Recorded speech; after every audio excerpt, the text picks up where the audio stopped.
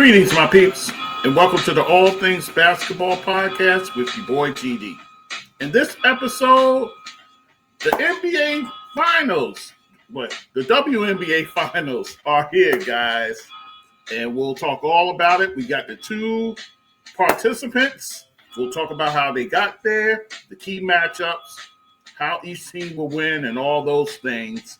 Also, guys, Napheesa Collier. She has a exit press conference interview, and man, you gotta hear it. I will play it in its entirety. You have to listen. I'll break it down and all that. So just sit back, relax, and enjoy the show.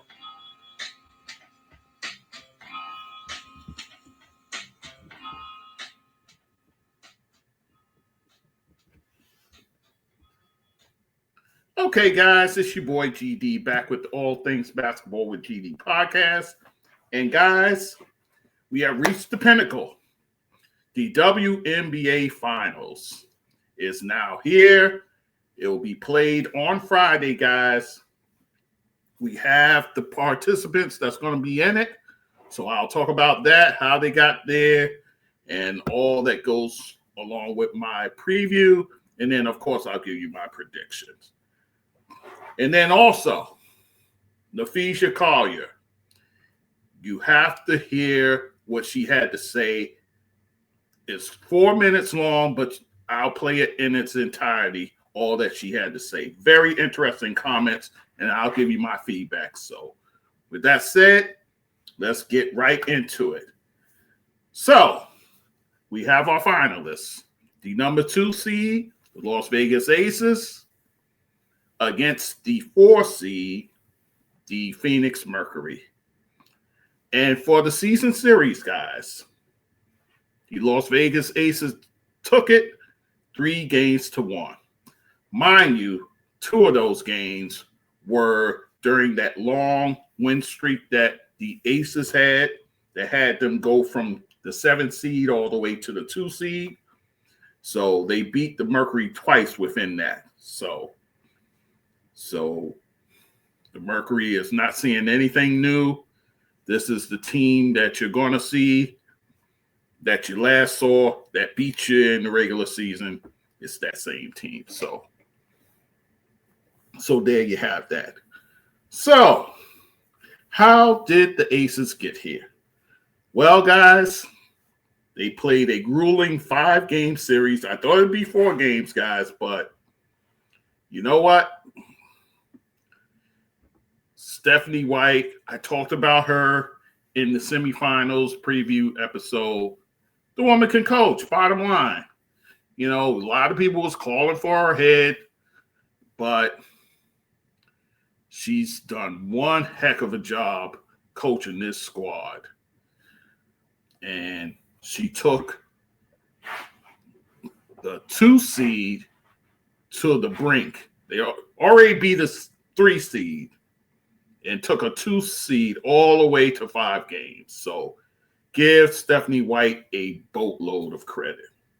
So here's how it shook out, guys. Game 1 in Vegas.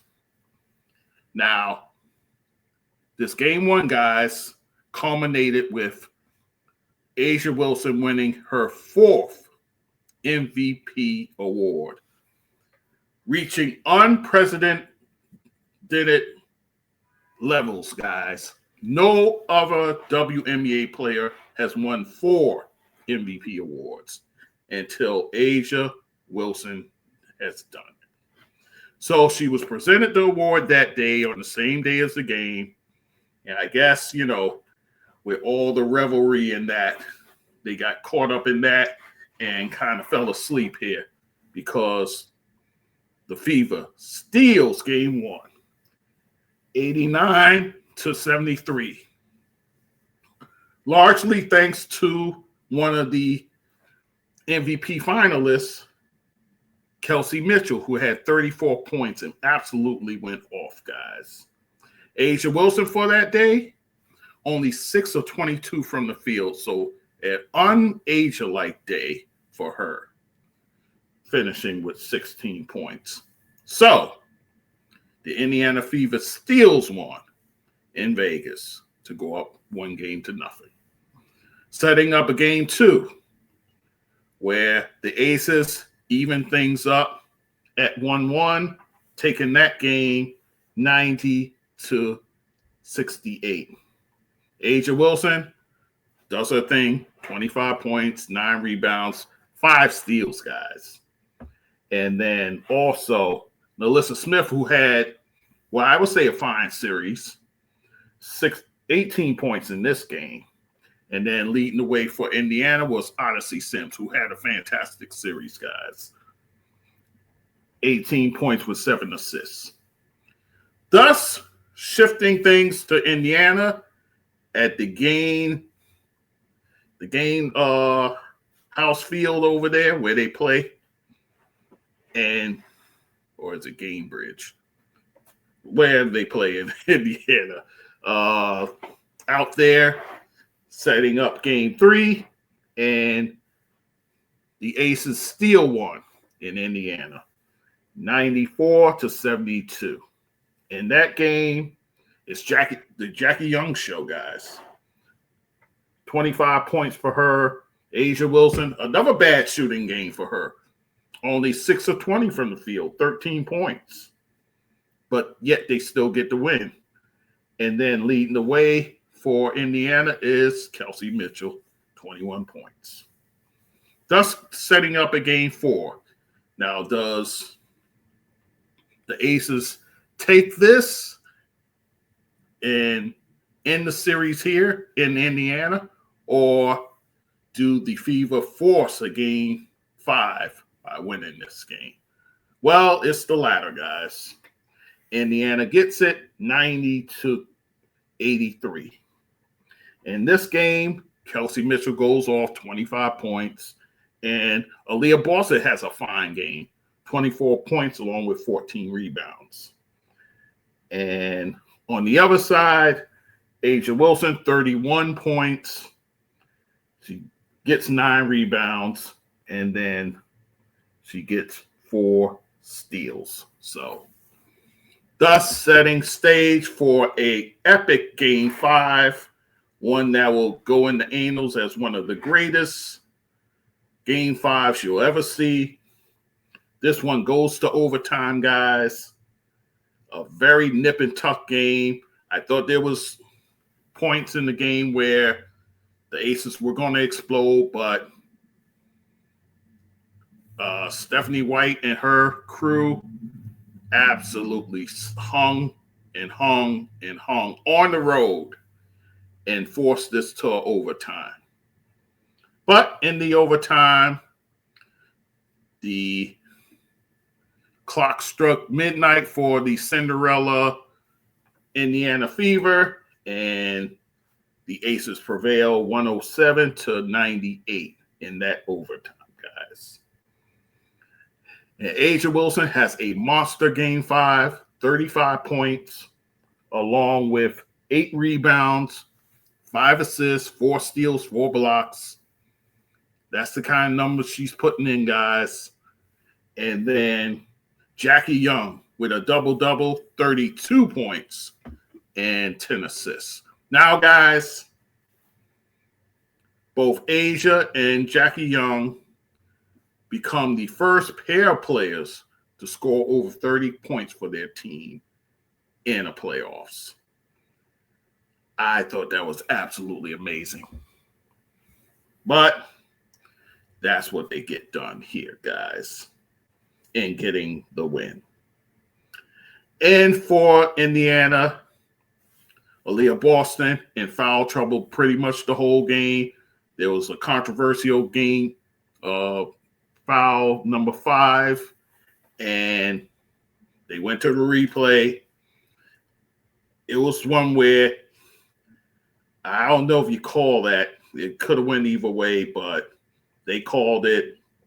There was contact, minimal, I thought, but that resulted in foul number 5, and then she fouls out the game. So there you have that. And then Kelsey Mitchell, she has a situation with her quad where it cramps up really bad, guys. So much so, she felt a twinge early in the fourth, and then suddenly it really bothered her where she was laid out, guys. It took them a few minutes. She was going to be wheeled off in a stretcher, but she ends up walking off on her own power, gingerly, of course. And then come to find out, there's a medical term for it, guys, the cramping up of the quad, which she experienced. So of course, you're wishing her well, speedy recovery and all those things for Kelsey Mitchell, an absolute warrior in this series.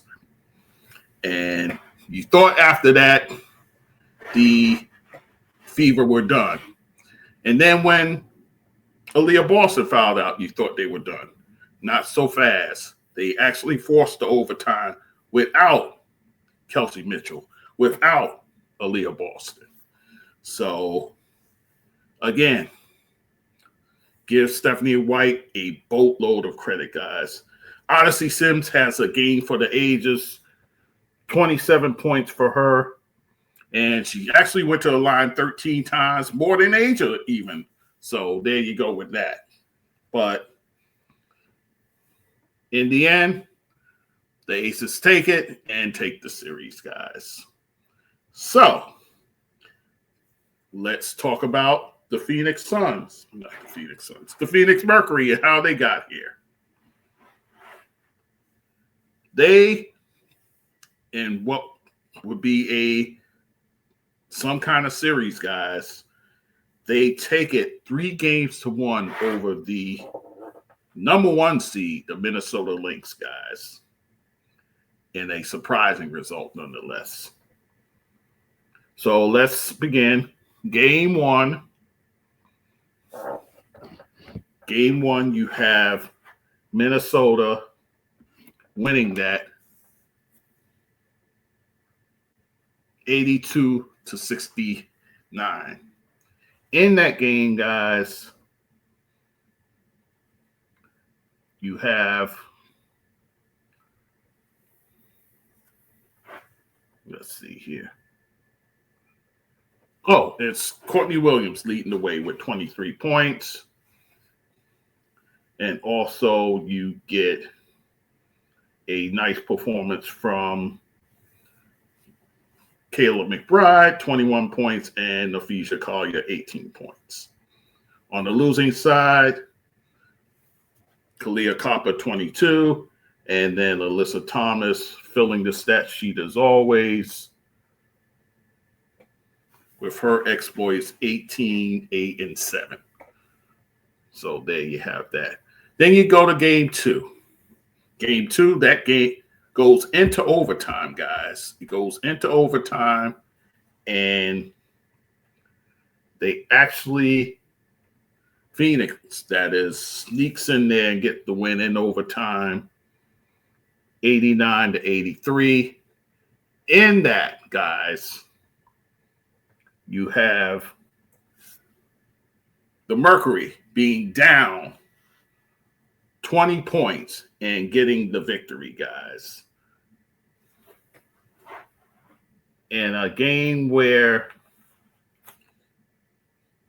Satu Sabli, she leads the way for the Mercury and getting that win.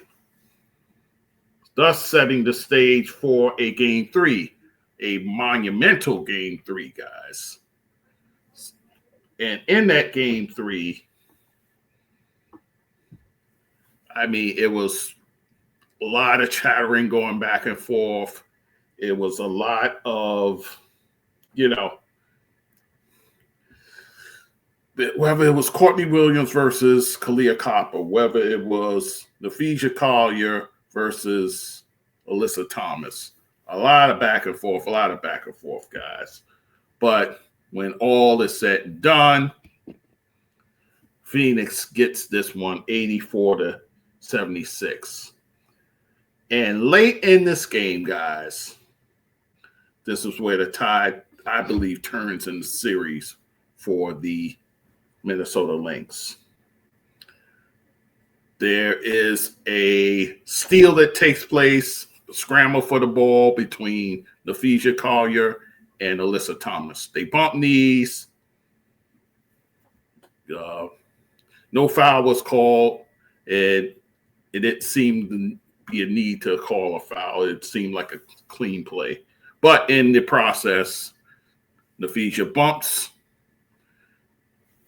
Alyssa Thomas, thus clutching her ankle, guys, and severe pain, and just laid out on the floor. And that possession could have changed it to a 2-point game, maybe a 1-point game if they shot a 3, but that wasn't to be. And then you have what you have, the result that you have. Alyssa Thomas going the other way, laying it up, and thus winning the ball game from there. So, and that would lead the coach, Cheryl Reeve, to go absolutely berserk, guys. And I'm going to play you the sound from what she had to say. Give me 1 second. I had it queued up earlier.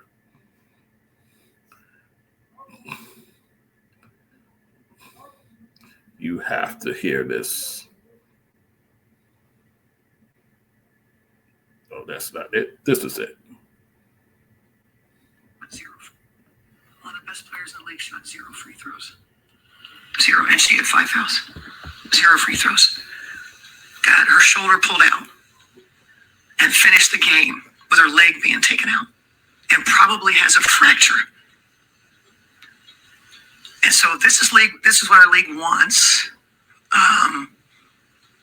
Okay. But I want to call for a change of leadership at the league level when it comes to officiating.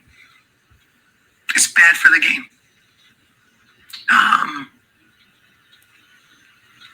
The officiating crew that we had tonight, for the leadership to deem those 3 people semifinal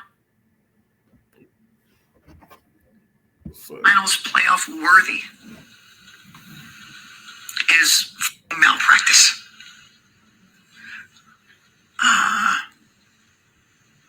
I can take an L with the best of them. I don't think we should have to play through more than what they did.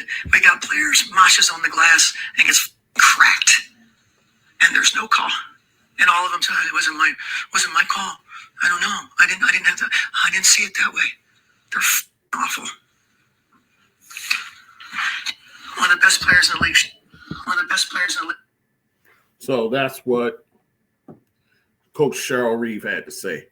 So she went absolutely ballistic when she saw her star player go down like that. She went after the refs, had to be held back by several assistants. Even Natisha Heidelman had to get in there and hold her back, to no avail, guys. Well, actually, to some avail because she didn't get to them. So there's that. But and even on the way out, she cursed out some fans. Actually, they were Minnesota Lynx fans. So, but the fan grabbed her, which she cannot do. So, yeah. So there's that. But nonetheless, that rant you just heard cost her coaching game 4. She would be suspended for that, thus setting the stage for her lead assistant, Eric Thibault, to coach game 4.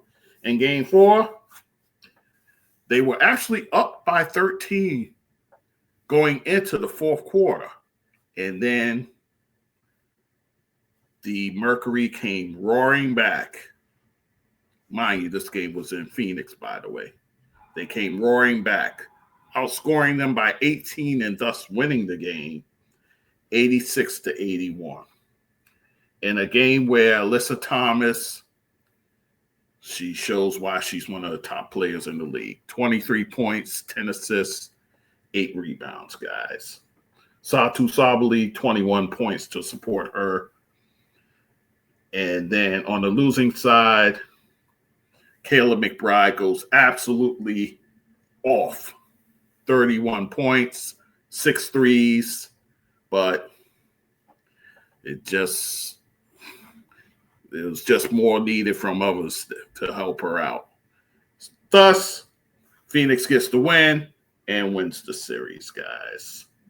So, with that said, let's talk about the matchups in the finals. Of course, the number one for me, A'ja Wilson versus Alyssa Thomas. In the past, she has been able to get her way as far as that goes. She's been able to do her thing. I think that will continue in this series. The matchup I'm looking forward to, Jackie Young versus Kahleah Copper. I mean, this should be electric, guys. And I'm going to say this. I think whoever gets the advantage here wins the series. I think that's how crucial this matchup is, guys. And then also you have NaLyssa Smith versus Natasha Mack for the Mercury. I think NaLyssa Smith is going to have to be big in this series. She's going to have to, her play in the Indiana series going to have to carry over here. They're going to need her, guys. With all the firepower that the Mercury have, they're going to need her.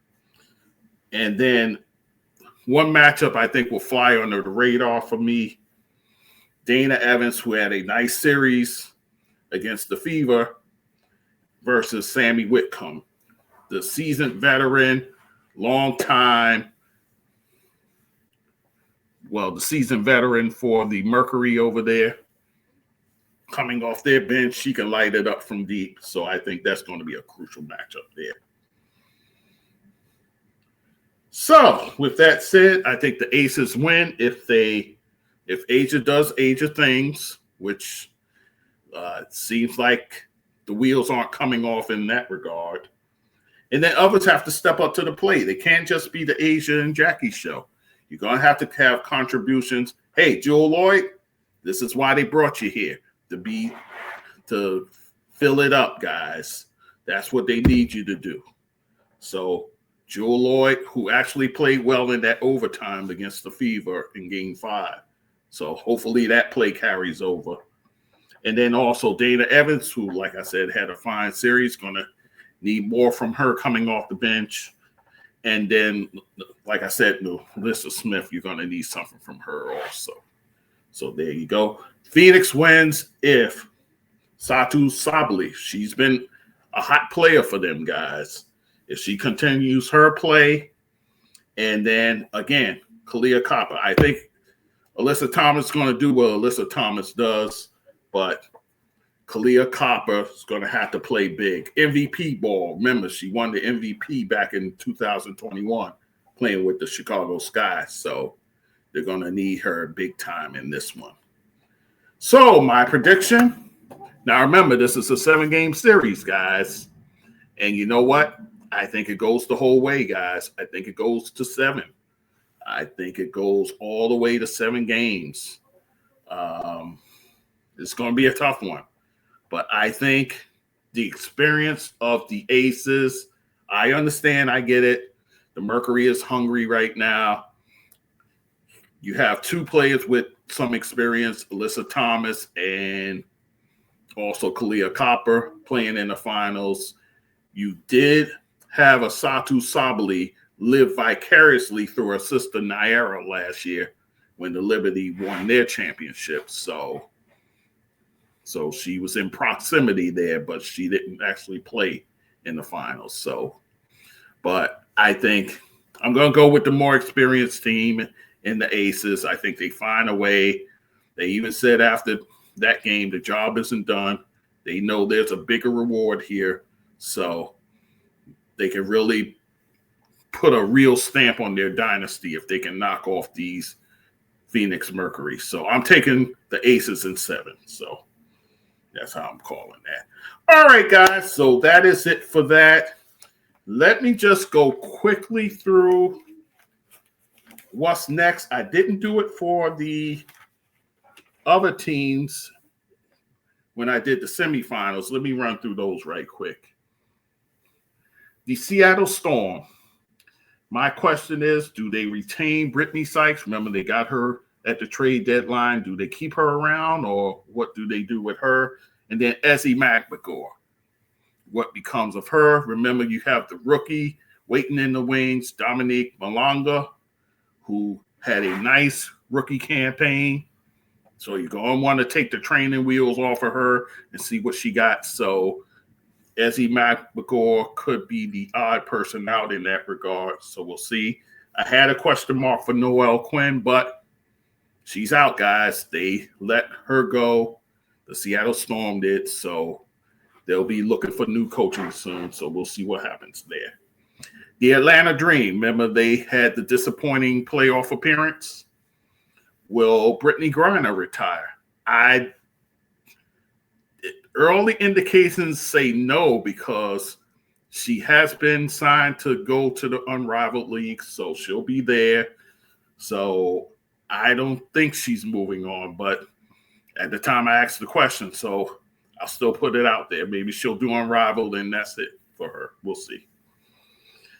And I think they need a major shakeup, guys. You got too many nice players over there. You need some toughness over there. I think that's what that team is missing. Some grit, some toughness. So I think a shakeup could be in order in Atlanta. Keep an eye on that. So there you have it. The Golden State Valkyrie, I think their future looks bright. Remember, guys, they entered this playoffs without Caleb Thornton, their all-star. Also, without a veteran like Tiffany Hayes. So there's that. And then there's the question, is Tiffany Hayes even coming back? We'll see. So there you have that. But I think Valkyrie are just fine. Let us move on. My New York Liberty, they're out. So the question is Emma Mieseman coming back? Will she come back in the fold? We'll see. Also, too, now you're without a coach as well. They let Sandy Brondello go, unfortunately. They did not renew her contract for reasons unbeknownst to me.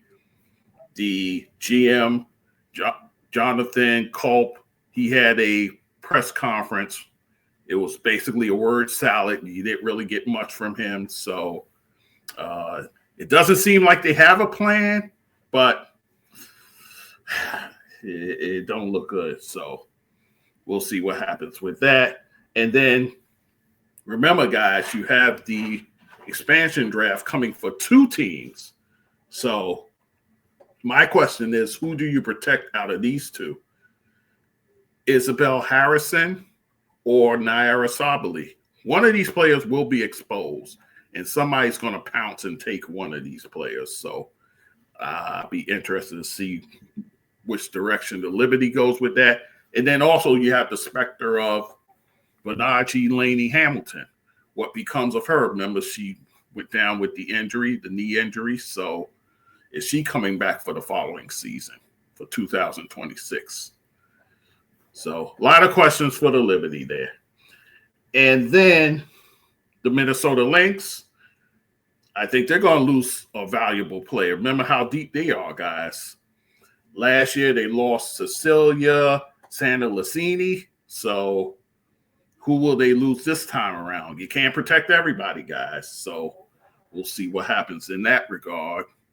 But I think other than that, the expansion draft is what they have to worry about. And then the Indiana Fever. I think Caitlin Clark needs to add to her offensive bag a mid-range shot, guys. I think right now it's too easy to guard her per se. You crowd her at the three-point line.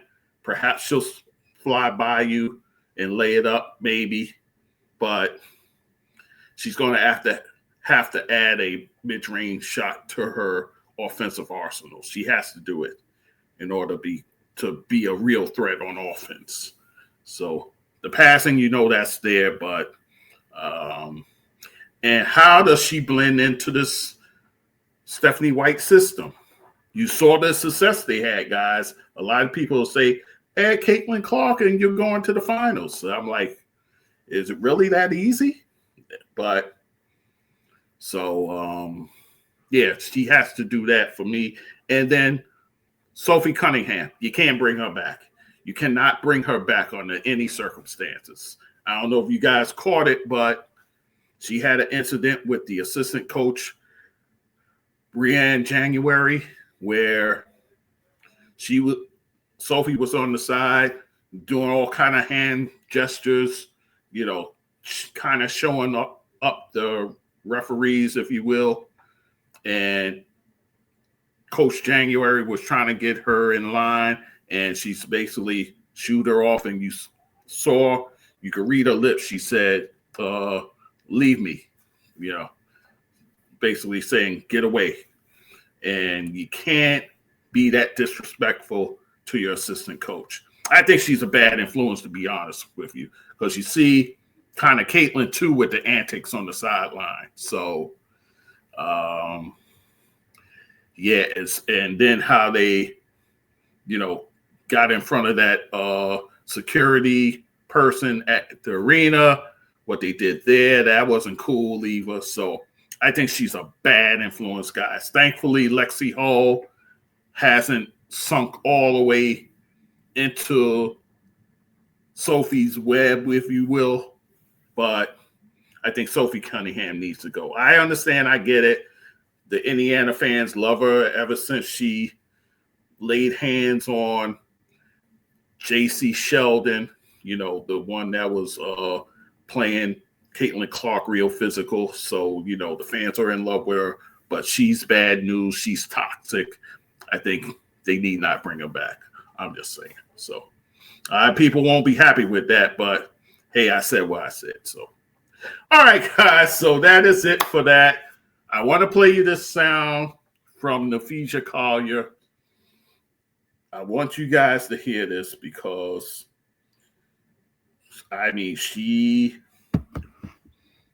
you have to hear it, guys. So I'm going to cue it up. Hang on one second. I'm sure they're going to play a commercial. Oh, no, they're not playing a commercial. So this is at the end of season press conference for the players. You already had players like Courtney Williams, and now here's Napheesa Collier. Thank you all for your time today. I have prepared a statement that I like to make before taking any questions. All right. So first of all, I'd like to congratulate the Mercury for advancing to the finals. And I want to be clear, this conversation is not about winning or losing. It's about something much bigger. The real threat to our league isn't money. It isn't ratings or even missed calls or even physical play. It's the lack of accountability from the league office. Since I've been in the league, you've heard the constant concerns about officiating, and it has now reached levels of inconsistency that plague our sport and undermine the integrity in which it operates. Whether the league cares about the health of the players is one thing, but to also not care about the product we put on the floor is truly self-sabotage. Year after year, the only thing that remains consistent is a lack of accountability from our leaders. Sorry, I had to walk here in my boot. I'm kind of out of breath. The league has a buzzword that they've rolled out as talking points for the CBA as to why they can't pay the players what we're worth. That word is sustainability. But what's truly unsustainable is keeping a good product on the floor while allowing officials to lose control of games. Fans see it every night. Coaches, both winning and losing, point it out every night in pregame and postgame media. Yet leadership just issues fines and looks the other way. They ignore the issues that everyone inside the game is begging to be fixed. That is negligence. At Unrivaled this past February, I sat across from Cathy and asked how she planned to address the officiating issues in our league. Her response was, well, only the losers complain about the refs. I also asked how she planned to fix the fact that players like Caitlin, Angel, and Paige, who are clearly driving massive revenue for the league, are making so little for their first 4 years. Her response was, Caitlin should be grateful she makes $16 million off the court, because without the platform that the WNBA gives her, she wouldn't make anything. And in that same conversation, she told me players should be on their knees thanking their lucky stars for the media rights deal that I got them. That's a mentality driving our league from the top. We go to battle every day to protect a shield that doesn't value us. The league believes it succeeds despite its players, not because of them. I have the privilege of watching my husband run a league where he has to balance 100 different things at once. I won't pretend the job is easy, but even with all of that on his plate, he always takes the time to reach out to players when he sees an injury, whether it's unrivaled or even during the WNBA season. That is what leadership looks like. It's the human element. It's basic integrity, and it's the bare minimum any leader should embody. This year alone, I've gotten calls, texts, and well wishes from so many players across the league. Those moments remind me that sometimes there are things bigger than the results than this game we play. But do you know who I haven't heard from? Cathy. Not one call, not one text. Instead, the only outreach has come from her number 2 telling my agent that she doesn't believe physical play is contributing to injuries. That is infuriating. And it's the perfect example of the tone-deaf, dismissive approach that our leaders always seem to take. I've finally grown tired. For too long, I have tried to have these conversations in private, but it's clear there is no intention of accepting there's a problem. The league has made it clear it isn't about innovation, it isn't about collaboration, it's about control and power. I've earned this platform and I've paid the price to get here, and now I have a responsibility to speak on behalf of the fans and everyone in this league that deserves better. Our leadership's answer to being held accountable is to suppress everyone's voices by handing out fines. I'm not concerned about a fine. I'm concerned about the future of our sport. At some point, everyone deserves to hear the truth from someone who I hope has earned the benefit of the doubt to fight for what is right and fair for our athletes and our fans. We have the best players in the world. We have the best fans in the world. But right now, we have the worst leadership in the world. If I didn't know exactly what the job entailed, maybe I wouldn't feel this way. But unfortunately for them, I do. We serve a league that has shown they think championship coaches and Hall of Fame players are dispensable, and that's fine. It's professional sports. But I will not stand quietly by and allow different standards to be applied at the league level. Thank you. So that is Napheesa Collier, her statement. I say bravo. I say bravo for standing on business, for calling out. Cathy Engelbert has some nerve. She has some nerve. Now, I talked about her being at the Unrivaled finals. And to me, I had a feeling that she was down there. This was basically a ops operation, if you will, where she got to see what is this Unrivaled thing all about? You know, what's this thing that's drawing all this buzz? Let me go and see what's going on down here. That's the impression I got from her going to Unrivaled, to see what this startup league is doing. I thought I'd maybe get some ideas and kind of implement those into her league, but no. It's just to see what's going on there. And I think she even walks into that situation with a chip on her shoulder, you know? So you already walking into that situation kind of with your nose in the air. So when Napheesa sits down and talks with you and you say these kind of things, like she's trying to have a serious conversation about the officiating, which we all can say the physicality has gotten a bit much. It's gotten a bit much, and the officials have to rein it in. But she blows it off as only losers talk about the referees. And then, not to be outdone, but she does, when the subject is brought up about Caitlin Clark and Paige Beckers, Angel Reese, these needle movers coming into the NBA, you go on attack after Caitlin Clark, which I'm pretty sure Napheesa doesn't just put this stuff out without talking to the people she's going to include. Oh, by the way, her and Caitlin Clark has the same agent, so there's that. But for a league commissioner to say about Caitlin Clark what she said, that she should be thankful that she wouldn't make the money she's making if it wasn't for the league. Bear in mind, guys, Caitlin Clark was getting this NIL money before entering the NBA. So you can make an argument. In fact, a friend of the show, D and I was talking about this. Would she still make the sponsorship money if she were to, say, go overseas as opposed to playing in the W? That's a legitimate question, I think. Yeah, so we kicked around that. And then he mentioned the idea that who pays Cathy Engelbert? Does the NBA pay her? Does she get paid from the WNBA? Who pays her? Who does she report to? Well, you know she's a mouthpiece for the owners. So this is a lot of the sentiment from the owners coming out of the mouth of Cathy. So I think that's where that falls in line. I'm sure the owners there aren't exactly thrilled with what Unrivaled is doing. I'm sure they're not. So again, you add that on top of Cathy going down there. And then the thing about the players should be on their hands and knees happy about this. And, you know, I watched a few shows that talked about this. First Take being one of them. And Stephen A. Smith, not seeing eye to eye with him these days, but he did say something that I will kind of parrot, if you will. Those statements did not come from a male commissioner of a league.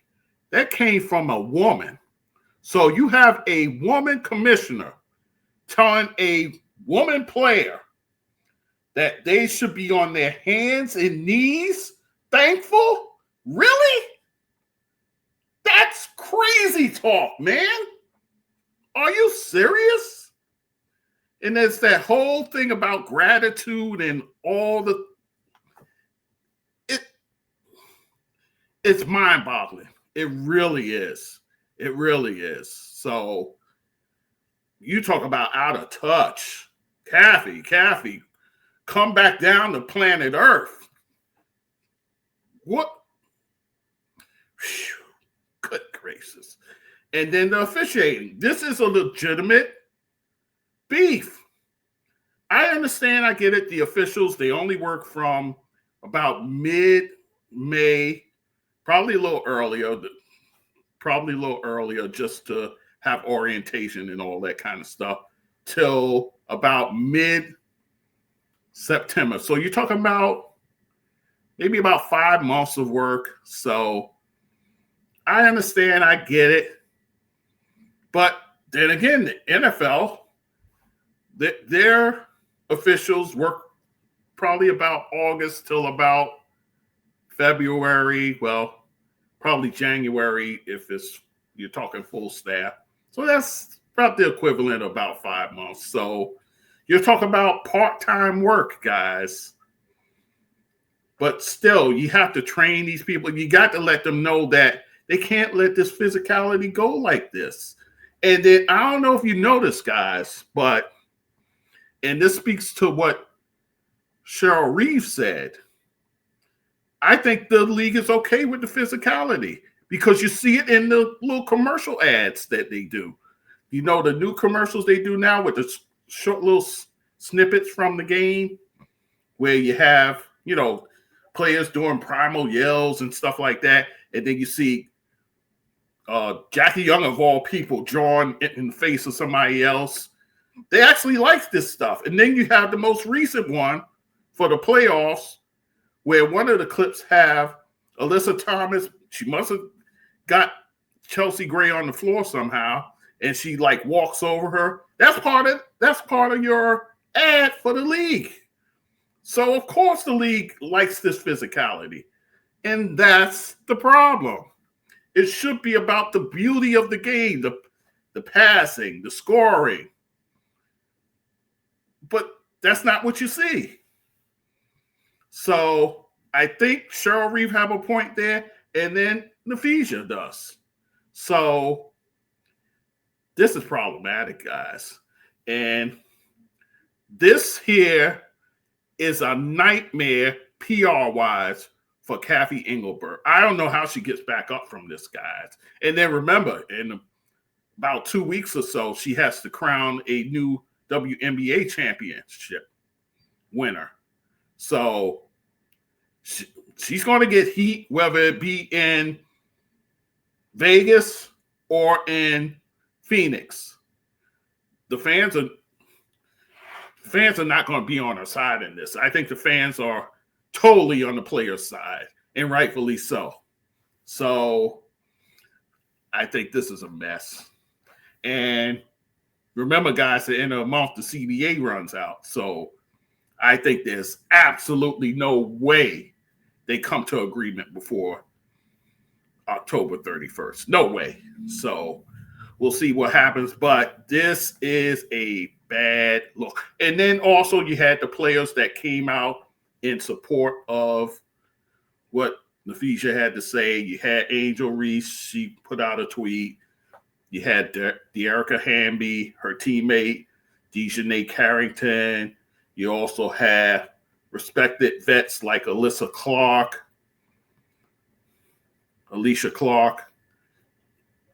She did as well. And then you had a retired player. This is the one that absolutely blew me away. Elena Deladon, a player I enjoy, a player I have much love for. She said, ever since she retired, remember, she retired, I announced it. She made an IG post on Instagram. She made a post about her retiring. Do you know she said she has yet to hear from Cathy Engelbert? This is a future Hall of Famer, and you haven't even reached out to her since her retirement? Are you kidding me? That's a dereliction of duty. So she's gone. That's it. Wow.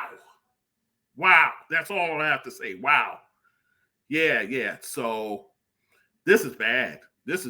And whoever does the hiring for her, I don't know what's going to happen as far as her coming out of this, but it's not good, guys. It's not good at all. So we'll see what happens. But other than that, I think we'll end it here, guys. But I thank you for listening as always. All things basketball with gd.com is the website. There you'll find my full episodes, my clips. Also, guys, podcast platforms. I'm on them all, guys. Apple, the whole thing.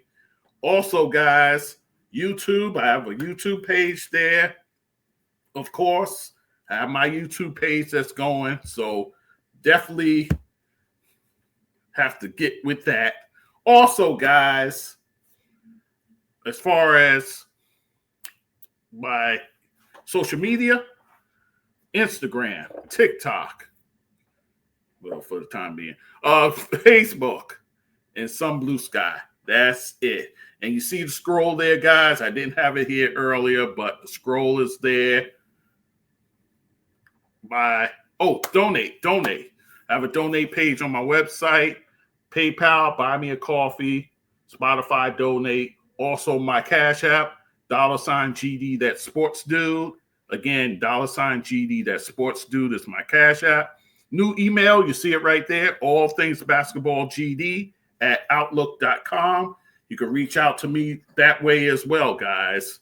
All right. So I thank you for listening. We're getting close to episode 300, guys. Got something special lined up. I'll be advertising that shortly. But with that said, I thank you for listening as always. Your listenership is so important to what we do here. I thank you for listening. We'll talk soon. Take care.